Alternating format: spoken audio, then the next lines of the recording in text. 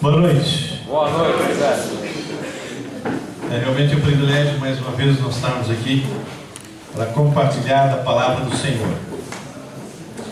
E lógico que eu ia falar de algo mais ou menos ligado a ontem. Quem não foi, perdeu. Dia 6, dia 7, nós tivemos na nossa base, lá no seminário, a terceira conferência missionária Atravessando Fronteiras. E o Senhor, por misericórdia, trouxe dentro de 9 países, 9 missionários representando os países com os quais eles trabalham. E através de testemunhos, através de ministrações, através das salas onde cada um deles teve a oportunidade de compartilhar o seu ministério e também de responder perguntas, muitas pessoas saíram impactadas. E eu acho que eu acabei criando um problema até para uma família, mas ou duas, sei lá. Mas depois vocês ficam sabendo. Mas o fato é que Deus, quando realmente começa a mexer com as pessoas, começa a incomodar, essas pessoas nunca mais serão as mesmas se verdadeiramente se entregarem nas mãos do Senhor. E eu achei uma ilustração ontem muito interessante que gostaria até de aproveitar. Vocês conhecem o Exército da Salvação, e então me falaram, né, na hora da ministração, um deles, o pastor Alexandre, estava comentando que nos Estados Unidos eles costumam colocar um caminhão, uma caixa no chão, e grande, né, para as pessoas colocarem as coisas. Pessoas ficam, um grupo fica cantando, tocando, e aí o sujeito passa, joga dinheiro, joga, sei lá, põe um sapato, põe uma roupa, alguma coisa assim. E aí veio um cristão, eu entendo que é um cristão, que colocou ali um valor qualquer, e quando ele estava saindo, Deus disse: você pode dar mais. E aí ele falou: bom, o que eu posso dar mais? Ele voltou, pegou a carteira, tirou todo o dinheiro que tinha, está saindo, Deus falou: você pode dar mais. Eu falei: Senhor, mas tá bom. Aí voltou, aí tirou paletó, pôs, e assim foi. E ele foi tirando paletó, camisa, sapato, e o Senhor não estava satisfeito. E aí, quando ele está saindo, já se livrando, nos livrou até da aliança, relógio, e Deus disse: você pode dar mais. Ele voltou, parou, olhou, aí ele entrou dentro da caixa. Aí Deus disse: agora você deu a tua vida, agora você deu tudo. Isso é um fato real. E isso nós vamos falar um pouquinho a respeito disso hoje. Se você ainda está dentro da caixa, ótimo, mas se você está fora, entre na caixa. Está faltando isso para que tua vida seja uma grande aventura com Deus. Vamos colocar em pé, em reverência à palavra do Senhor, e vamos abrir em Colossenses, capítulo 4. Vamos ler versículo de 1 até 6. Aqui a palavra do Senhor diz assim: Senhores,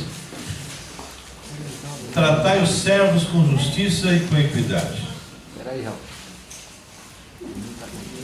De novo, Colossenses 4, capítulo 1.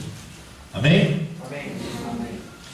Senhores, tratai os servos com justiça e com equidade, certos de que também vós tendes Senhor no céu. Perseverai na oração, vigiando com ações de graça. Suplicai ao mesmo tempo também por nós, para que Deus nos abra a porta-palavra a fim de falarmos do mistério de Cristo, pelo qual também estou algemado, para que eu manifeste como devo fazer. Portai-vos com sabedoria para com os que são de fora. Aproveitai as oportunidades.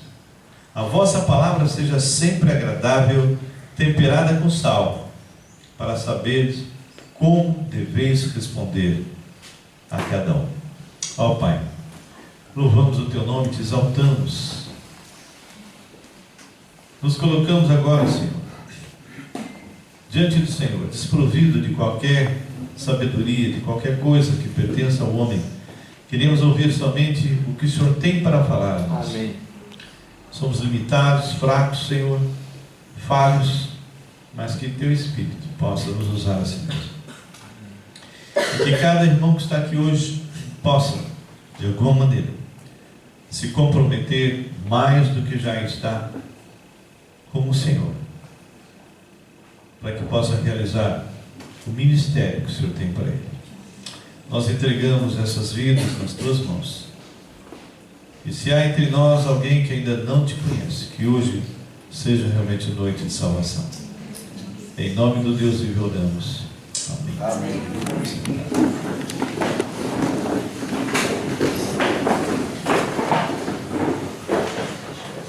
Irmãos, essa passagem é uma passagem que tem me desafiado bastante. E antes de nós falarmos, eu queria repetir algo que eu falei ontem, lá no encerramento, porque nós estamos num período da história em que, eu até estava comentando hoje na escola dominical, que alguns servos de Deus que andavam firmes, que estavam caminhando bem, firmes na palavra, com conhecimento, com autoridade. Por algum motivo nós não entendemos exatamente que motivo é esse, porque nós não conhecemos o coração dessa pessoa, nem a mente dessa pessoa. Nós podemos supor. Eles começam a se desviar e começam a pregar coisas absurdas. Eu estava até comentando, imagina uma pessoa que sempre foi centrado na palavra, dizer de repente que não, Deus não vai mandar ninguém para o inferno, né? Deus é bom, Deus é maravilhoso, todos vão ser salvos. Então, aquilo que nós chamamos de universalismo, ou seja, onde todas as pessoas, independente do que façam, serão salvos, e outras coisas que são totalmente contrárias à palavra. E o que mais tem me chamado a atenção não é só isso. Eu tenho lido alguns artigos, por exemplo, do Papa, atual Papa, e ele está escancarando as portas para a entrada do Anticristo. Ele tem falado, por exemplo, entre outras coisas, que Adão e Eva e inferno foi simplesmente um reforço literário, uma maneira de passar uma ideia mais forte. Que na verdade Adão e Eva não existem. E hoje fiquei sabendo até que fala sobre, que dá a entender que crê na evolução. E que também, tanto os héteros como os homossexuais serão bem-vindos. Sim, são. Só que esses que eventualmente vêm e estão em pecado, esses têm que se converter, têm que acertar a vida, têm que mudar. Tem coisas, por exemplo, que desses grupos praticam, tanto de um lado quanto do outro, porque tem muitos que estão aí, apesar de ser héteros, estão pervertidos, e outros que estão como homossexuais, estão praticando coisas contrárias à palavra do Senhor, conforme Romanos 1, 18 em diante, por exemplo. Então eles serão abrigados. Nós abrigamos, nós amamos a todos e queremos que todos venham, mas que ouçam a palavra de Deus e se convertam e começam a haver então uma transformação, uma mudança de vida. E nós começamos então a perceber que ele está ampliando os horizontes. Dogmas que eram dogmas bem fechados, agora parece que a coisa já está um pouco mais maleável, porque como um camaleão ele vai abrindo os braços para tentar envolver todos. Ele chegou a colocar que não importa o Deus que você adora, você é irmão, você é filho de Deus, você é uma pessoa que deve realmente entender que está fazendo parte de uma só família. Isso é a preparação para a unificação de todas as religiões. E aí, quando entrar o anticristo, ele vai ser o comandante dessa religião. Sabe que a maior força que um homem pode ter não é a política, é a religião. Lutar contra a política é fácil. Você levanta opositores, você derruba o governo, levanta o governo. Mas quando se fala de religião, a coisa é outra. Se o líder é um líder que é carismático e ele consegue convencer as pessoas, essas pessoas são capazes de morrer por esse líder. Então, nós temos que estar orando por isso, porque da forma como ele escreve, da forma como as coisas estão caminhando, nós cristãos que cremos nessa palavra, que cremos que há inferno sim, que Adão e Eva não é simplesmente um reforço literário, que quem não tem Jesus vai para o inferno sim, e outras coisas que esta palavra afirma, nós cremos nisso, nós seremos considerados como intolerantes. Intolerantes.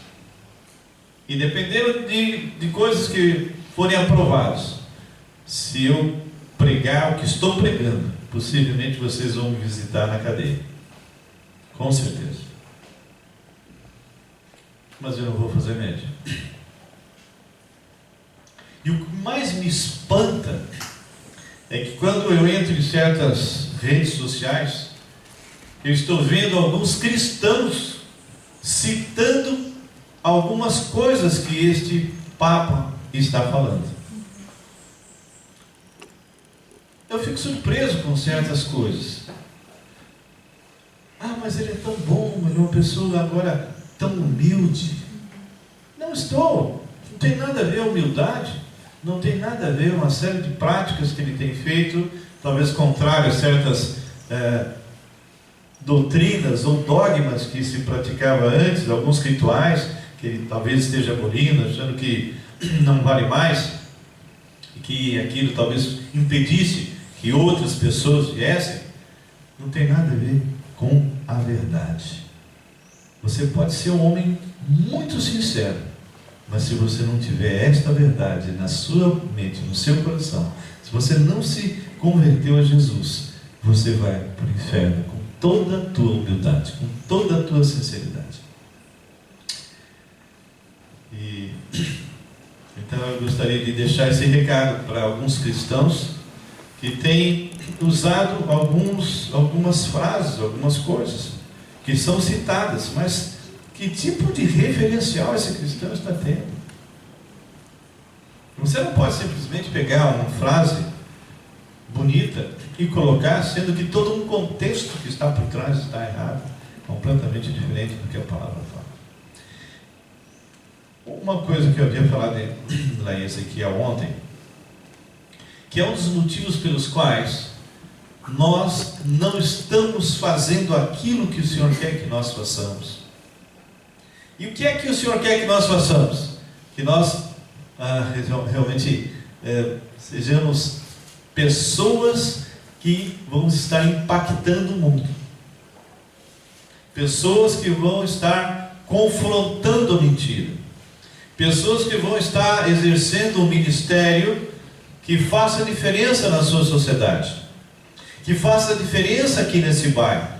Que as pessoas que estão aqui possam de alguma forma serem confrontadas de tal maneira que se convertam, se arrependam e se livrem de algumas coisas que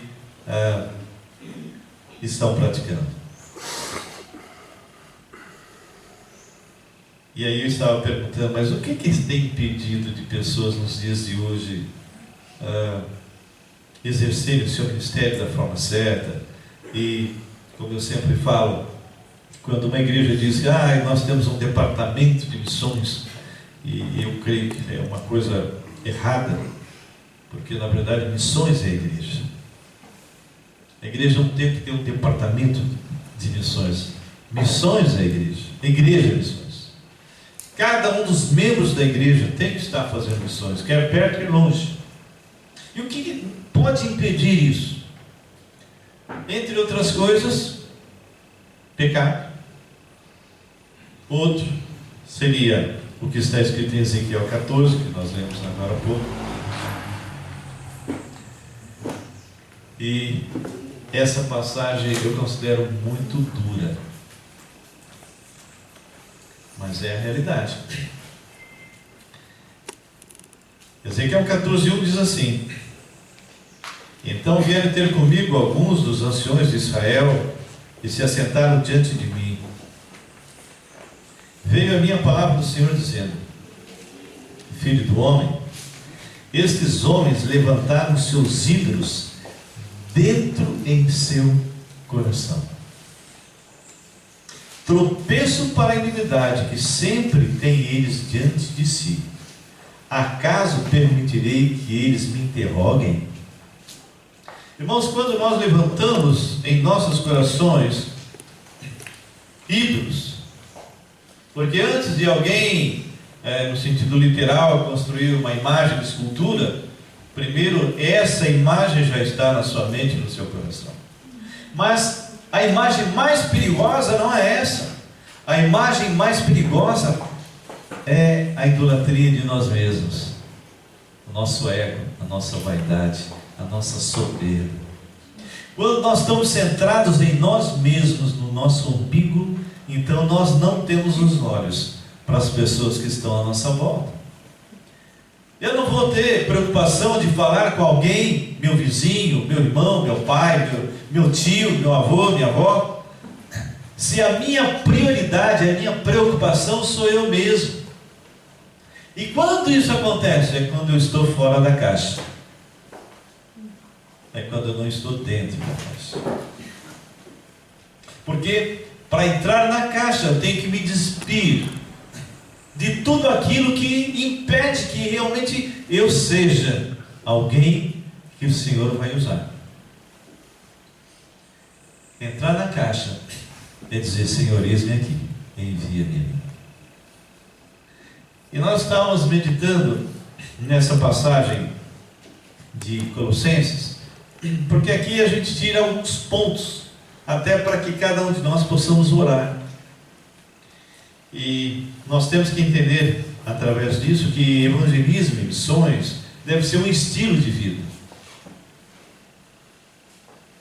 E nós, abrindo lá em 1 Pedro, capítulo 4, 2 a 6, nós lemos uma passagem muito forte, uma passagem que realmente as pessoas têm que parar para pensar.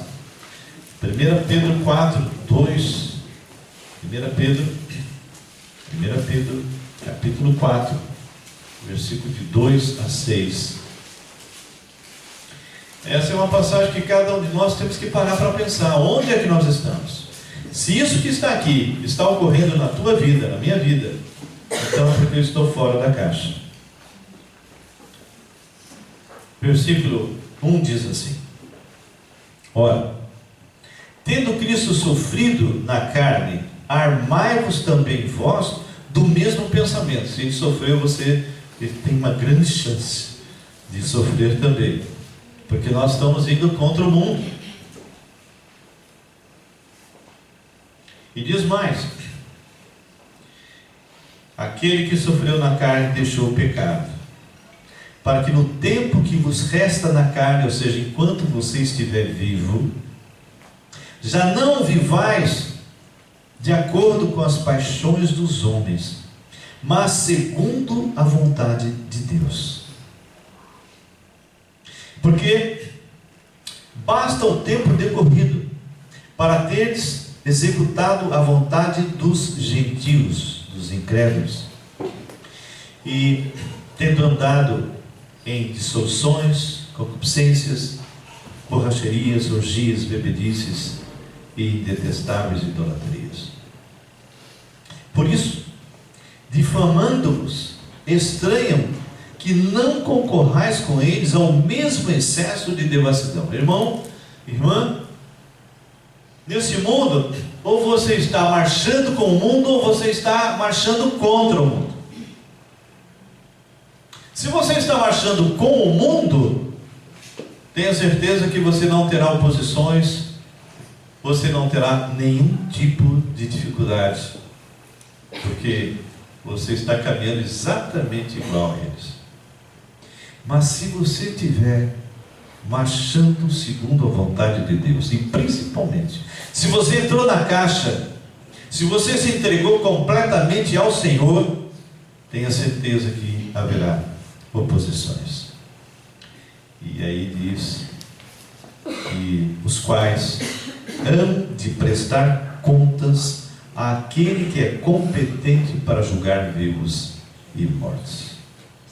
Bem, o que eu posso tirar de Colossenses 4? A primeira coisa, o primeiro ponto que eu tiro aqui, para quem quer realmente ter uma vida santa, uma vida que faça aquilo que o Senhor quer, ou seja, glorificar o nome do Senhor neste mundo, se consagrar. E quando eu falo isso, eu não estou dizendo a pessoa se tornar um missionário tempo integral. Eu estou dizendo de pessoas que possam estar colocando totalmente a sua vida, como Romanos 12, 1 e 2 fala, diante do Senhor, usando a sua profissão, usando realmente todos os meios para passar para alguém que está do seu lado: olha, a tua vida pode mudar, a sua vida pode mudar. Alguns sabem do que eu vou falar, outros ainda não. Mas sempre que acontece alguma coisa estranha comigo, eu sempre pergunto: o que o Senhor está querendo me ensinar? E esse foi um fato que eu até compartilhei com alguns.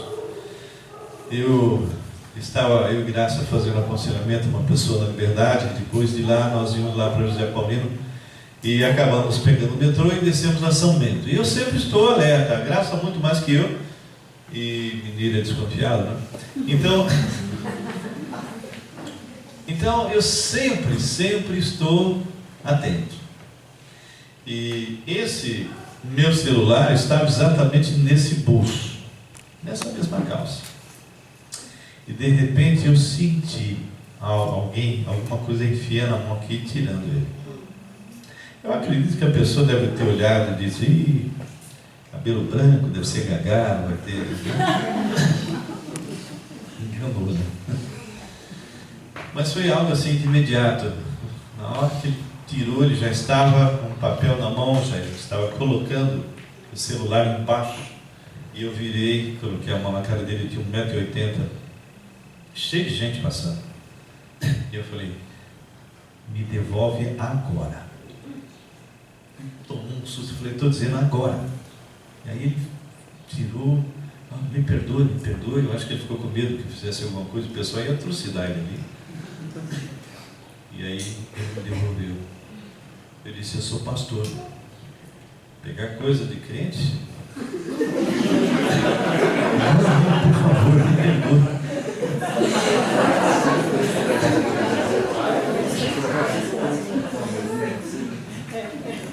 E a Graça nem viu, ela estava na frente. Só depois é que eu contei. E aí eu fiquei pensando: o que o Senhor queria me ensinar com isso? Da mesma maneira que nós temos que ser vigilantes para não sermos roubados nas nossas coisas materiais, nós também temos que ser vigilantes para não sermos roubados pelo diabo. Ele quer roubar a tua alegria, quer tirar a tua paz, quer tirar de você o ânimo. Ele quer realmente tirar as coisas que realmente importam e deixar no lugar abatimento, tristeza, angústia. Então temos que estar sempre vigilantes. E para isso temos que estar sempre em contato com o Senhor. Sempre. E a palavra fala que nós devemos estar orando sempre. E ele diz aqui nesse versículo 4:2: perseverai na oração. Nós temos que perseverar na oração.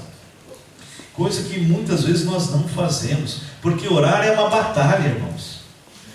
Quantas e quantas vezes eu creio que os irmãos já devem ter separado um tempinho para orar e de repente acontece alguma coisa, toca um telefone, alguém bate, chama, e aí de repente você já esqueceu o que você ia fazer. Ou então você está começando a orar e de repente você começa a pensar que você tem que pagar a luz que você não pagou, você tem que pagar alguma coisa, uma conta que...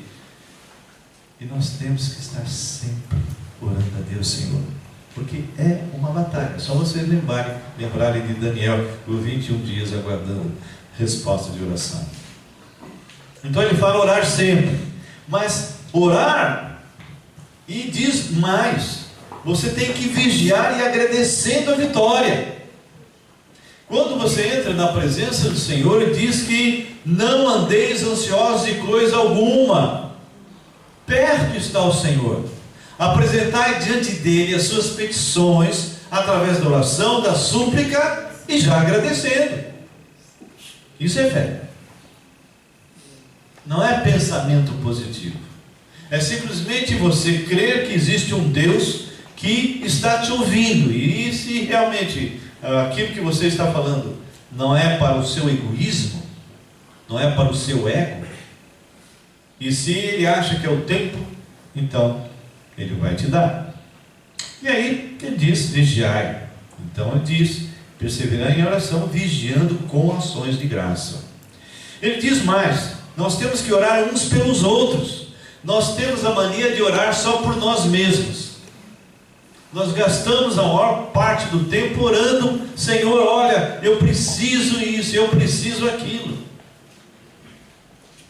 Nós temos que ser intercessores, entrar diante de Deus e apresentar aquelas almas para o Senhor.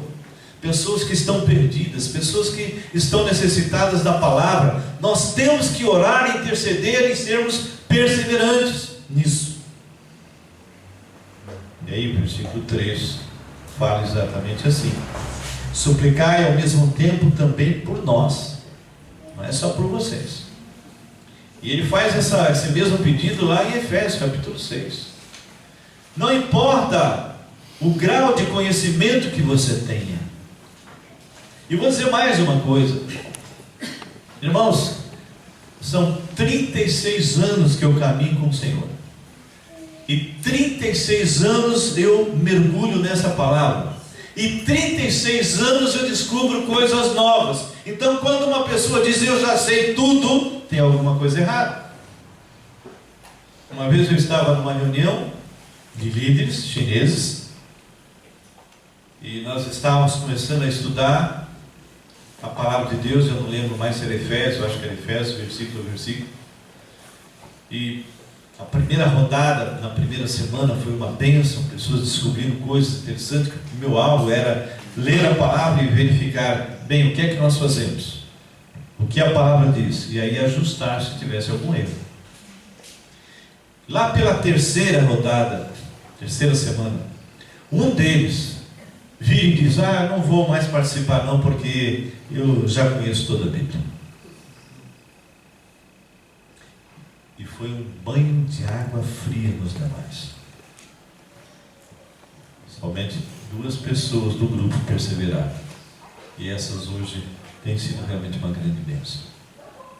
Então, nós temos que olhar isso, uns pelos outros. Mas não só, nós temos que orar também para que o Senhor abra as portas, a palavra. O mesmo versículo 3 diz: suplicai ao mesmo tempo também por nós, para que Deus nos abra a porta à palavra. Irmãos, o nosso trabalho, a nossa responsabilidade como embaixadores é entregar a mensagem do Senhor. E nós não temos feito isso. Eu apresentei nessa conferência dois vídeos a respeito dos muçulmanos. Eu nem estava preocupado, nem estava falando a respeito de terrorismo, não é isso.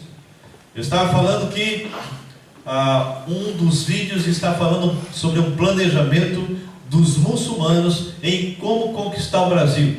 Eles querem daqui a 20 anos ser a terceira religião aqui no Brasil.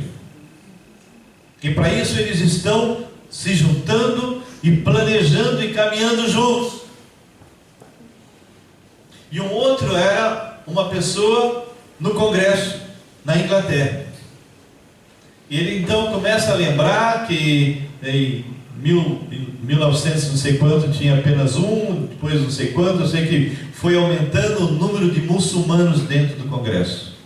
E o alvo dele é que todo o Congresso na Inglaterra seja muçulmano, inclusive o ministro, para que eles possam implantar na Inglaterra o islamismo.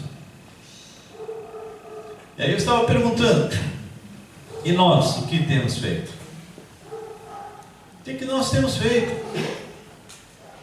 Enquanto nós estamos inertes, parados e sentados, esses grupos têm avançado. Eles estão em movimento, quando nós é que deveríamos estar em movimento. Nós é que deveríamos estar indo e fazendo discípulos. E não estamos fazendo isso. Então, aqui fala que nós temos que orar para que realmente a porta seja aberta à palavra. E mais ainda, orar para abrir as nossas bocas, porque muitas vezes nós temos a oportunidade, mas não falamos. Então, no versículo 3 ainda diz assim: suplicai ao mesmo tempo também por nós, para que Deus nos abra a porta à palavra, a fim de falarmos do mistério de Cristo. Então, muitas vezes nós temos pessoas do nosso lado, nós comentamos de futebol, que o Corinthians agora é vitorioso, nós comentamos sobre o governo, nós comentamos sobre o tsunami, nós comentamos sobre o que está acontecendo lá em Mariana, como é terrível as catástrofes e as pessoas sendo assaltadas e os arrastões, e gastamos uma hora muitas vezes conversando uma série de assuntos que são assuntos que estão acontecendo. Alguns deles são bem relevantes, mas o mais relevante nós não falamos. Nós não chegamos à pessoa e dizemos: olha, Jesus pode mudar a tua vida como mudou. E é isso que Paulo está falando. Orar para abrir as nossas bocas, orar para falar como devo fazer. Versículo 4 diz isso: para que eu o manifeste como devo fazer. Mas não só. Orarmos para termos uma atitude sábia com os incrédulos, ou seja, não é para que nós sejamos crentes chatos, crentes esquisitos. Não. Nós temos, através do nosso testemunho, através daquilo que nós vamos fazer, vamos atrair as pessoas, para que eles de repente comecem a se perguntar: por que fulano é assim? O que ele tem que eu não tenho? Nós temos que ser sábios. Portai-vos com sabedoria, e portai-vos com sabedoria para os que estão de fora, os seus vizinhos, seus amigos, os seus parentes. Eu tenho tido essa oportunidade. Eu tenho me reunido com os Nogueiras, uma porção deles, e todas as vezes que eu posso, seja através do celular, seja pessoalmente, eu estou falando de Cristo. E tem alguns deles que são ainda católicos, que estão colocando as nossas mensagens para outras pessoas ouvirem, porque a mensagem é da palavra, não é a mensagem minha. Então, nós temos que, como diz a palavra também, orar para termos uma atitude sábia com os incrédulos, e que mais? Para aproveitar todas as oportunidades. Portai-vos com sabedoria para com os que são de fora, aproveitar as oportunidades. E orar para nós termos sempre uma atitude agradável. Versículo 6 diz: a vossa palavra seja sempre agradável. Irmãos, como é que eu posso, dentro da minha casa, testemunhar para os meus filhos, para os meus netos, ou mesmo no meu prédio, para os meus vizinhos, se de repente ele ouve que eu estou, sei lá, xingando a minha esposa, gritando com ela, ou ela comigo, se ela de repente enxerga atitudes completamente contrárias àquilo que eu estou falando para as pessoas de amor, e eu não estou praticando amor.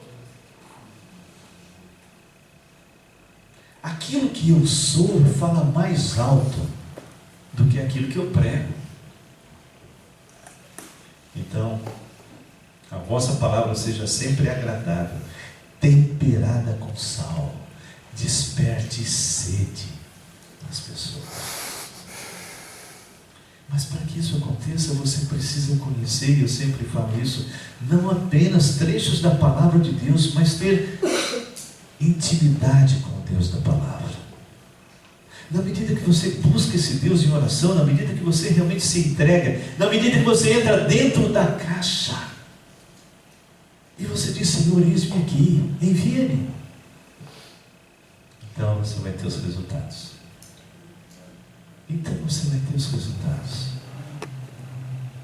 Orar então, para termos a resposta certa para as pessoas. Porque ele diz, depois que ele fala, temperada com sal, para saberdes como deveis responder a cada um. Devemos falar de Deus aos outros, como alguém já disse. Devemos falar aos outros de Deus. Não podemos apenas orar. A ordem não é simplesmente orar. A ordem é nós estarmos indo. Foi falado muito nesse congresso de estar em movimento, saindo. A igreja não é para ficar sentada. A igreja se alimenta e sai. E os resultados vêm na medida que você ministra a palavra de Deus, no poder do Espírito Santo. Eu nunca converti ninguém. Em 36 anos. Sabe, Tony? Nunca converti nenhuma pessoa. Você já converteu alguém? Não pode. Não. Quem converte é o Espírito Santo, não somos nós. Somos meros instrumentos e falhos. Então, o meu desafio hoje à noite é isso. Que você seja uma pessoa de garra. Uma pessoa que saiba que você está aqui nesse mundo de passagem, é peregrino. O teu verdadeiro mundo não é este. Mas enquanto você estiver neste tabernáculo, você tem que estar despertando sede nas pessoas que estão à sua volta. Você tem que estar falando de um Deus que transformou a sua vida. E as pessoas têm que perceber que isso é verdade. Você tem que ter credibilidade. Senão aquilo que você pregar não vai adiantar nada. Eu sempre digo, uma pessoa que tem um ótimo testemunho, mas não prega, ele apenas atrai, mas a pessoa não se converte. Uma pessoa que até prega, mas não tem testemunho, não tem credibilidade. Você tem que ministrar a palavra e ao mesmo tempo ter uma vida que realmente está de acordo com a palavra de Deus. Somos falhos, mas todas as vezes que pisarmos na bola, temos que nos arrepender e acertar com Deus e continuar desenvolvendo a nossa salvação, porque Jesus está voltando. E eu não quero ser pego de surpresa. Eu não quero ser pego de surpresa. Já imaginou? Se de repente você deixa de falar para o teu tio. Meu tio fez 96 anos. Eu fui lá para cumprimentá-lo e sentei com ele em particular e preguei o Evangelho de novo. Esse, quando partir, não vai poder dizer: eu nunca ouvi. Esse morre. E se você sempre fica pensando: vou falar com a minha mãe, vou falar com meu pai, vou falar com o fulano, e de repente ele morre. E aí? Aí não tem mais jeito. Meu desafio para vocês é isso, que vocês realmente vivam e entrem dentro da caixa, se consagrem ao Senhor, porque Ele vai usar vocês de forma sobrenatural.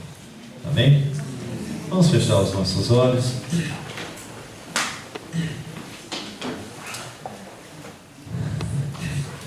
Senhor nosso Deus e Pai, nós colocamos a vida de cada um desses teus servos diante de Ti. Ninguém pode julgar o coração de ninguém, somente o Senhor. Então nós não sabemos como está a vida interior de cada um. Somente o espírito do próprio homem conhece o seu próprio espírito. Mas o Senhor conhece cada um de nós. Para aqueles, ó Pai, que estão andando segundo a sua vontade, que o Senhor realmente motive para que eles perseverem. Mas aqueles que ainda não estão na caixa, Senhor, ainda não se consagraram, que o Senhor possa estar tocando essa vida de forma especial.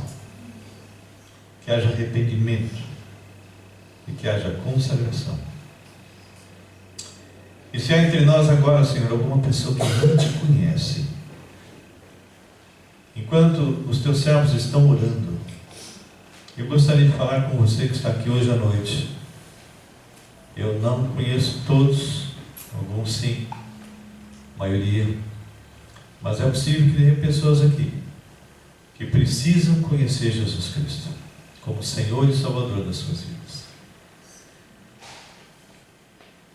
Enquanto vocês estão com seus olhos fechados, se você está aqui entre nós e ainda não tem certeza de salvação, independente de idade, independente de quanto tempo frequenta, mas se você não tem certeza da sua salvação, fale para Jesus: Senhor Jesus, eu entendo que o Senhor é Deus, que se fez homem e que morreu na cruz no meu lugar e ressuscitou, está vivo. E eu te convido para ser o meu Senhor e Salvador pessoal. Eu me arrependo hoje de todos os meus pecados. Toma conta da minha vida e faz de mim uma nova criatura. Eu creio que a partir de agora fui feito filho de Deus e tenho a vida eterna. Se você está aqui hoje à noite e fez essa oração, não para agradar homens, mas porque o Espírito de Deus te convenceu, eu gostaria que você levantasse a sua mão para que eu pudesse orar por você. Se você um dia já se arrependeu e pediu para Cristo entrar, não faça isso de novo. Mas se você está aqui e fez essa oração de verdade, então levante a tua mão, quero orar para você. Tem alguém? Alguma pessoa?